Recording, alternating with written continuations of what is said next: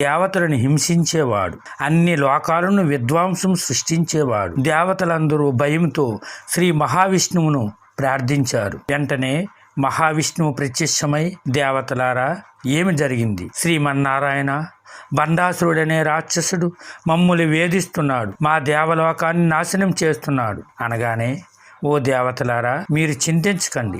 ఒక్క మహాశక్తి వల్ల తప్ప ఈ రాక్షసుడికి చావు లేదని మీరంతా పరాశక్తిని ప్రార్థించండి. వెంటనే దేవతలు ఆది పరాశక్తిని ప్రార్థించగా త్రిపుర సుందరీ దేవి రూపంలో కనిపిస్తుంది. దేవతలారా, మీరు భయపడకండి అని తన కనుబొమ్మల మధ్య భాగం నుండి తన అంశతో ఒక బాలదేవతను సృష్టించి చివరకు బండాసురుడిని చంపింది.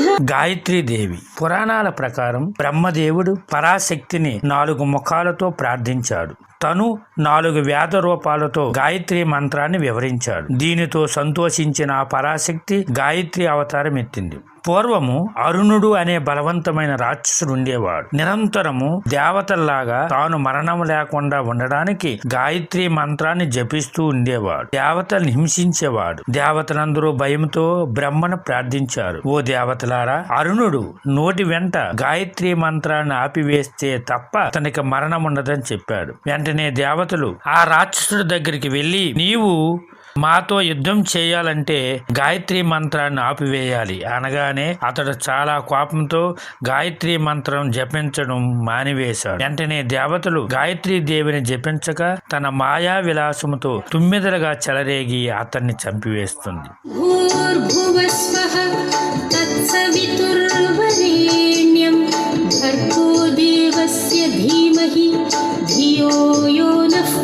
అన్నపూర్ణాదేవి సకల ప్రాణికోటికి అన్నం పరబ్రహ్మ స్వరూపం. దక్ష యజ్ఞం తరువాత సతీదేవి అగ్నిలో దహనమైన తరువాత మరో జన్మలో పార్వతీదేవిగా శైలీపుత్రిగా జన్మిస్తుంది. వెంటనే తన భర్త ఎక్కడున్నాడని తెలుసుకోవడానికి బ్రహ్మ విష్ణువులను ప్రార్థిస్తుంది. బ్రహ్మ విష్ణువులు, ఓ శైలపుత్రి, నీవు కాశీలో భిక్షాటనం చేయము, నీ భర్త భిక్ష కోసం నీ దగ్గరికి వస్తాడని చెప్పి అంతర్ధానమయ్యారు. శివుడు భిక్షాటనం కోసం కాశీలోని ఇంటింటికి వస్తాడు. పార్వతీదేవి శివునికి భిక్షాటనం వేస్తుంది. అన్నపూర్ణాదేవే పార్వతీదేవిగా భావించి తనను వివాహం చేసుకుంటాడు.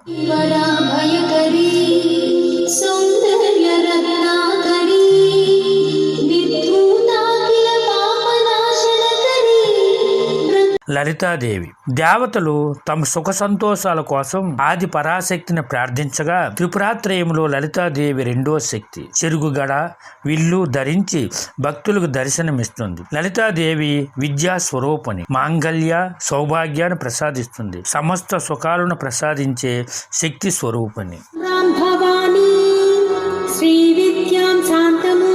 సకల సురనుతాం సర్వ సంపత్ ప్రదాత్రీ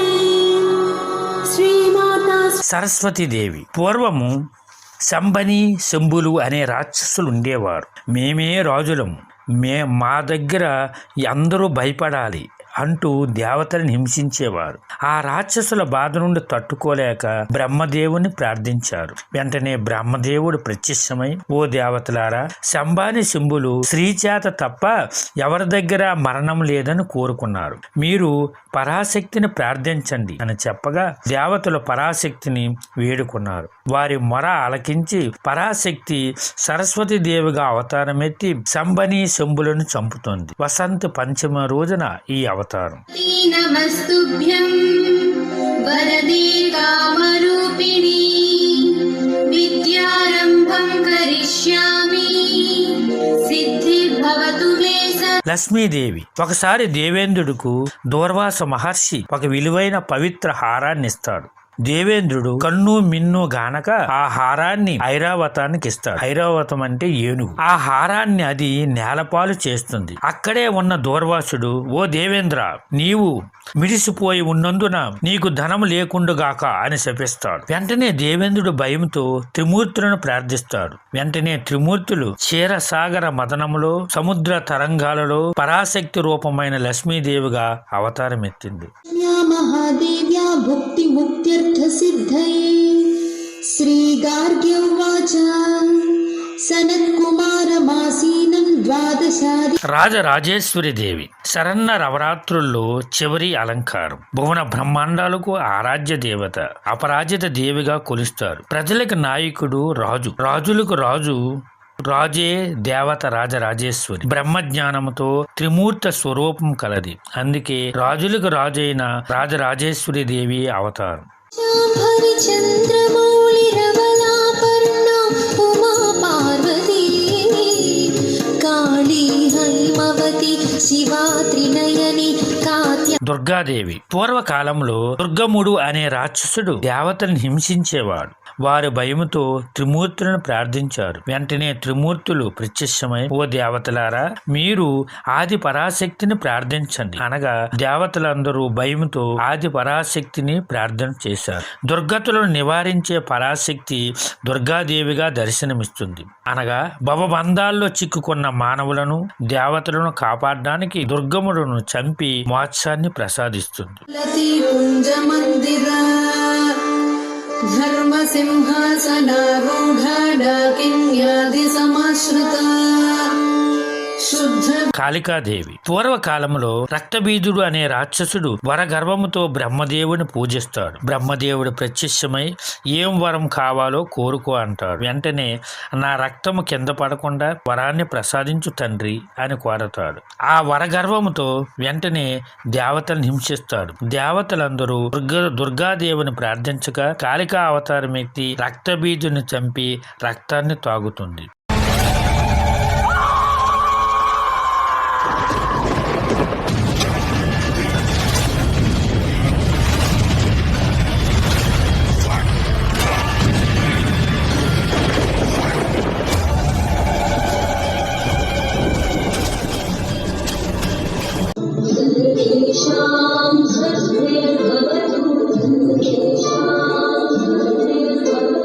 సర్వే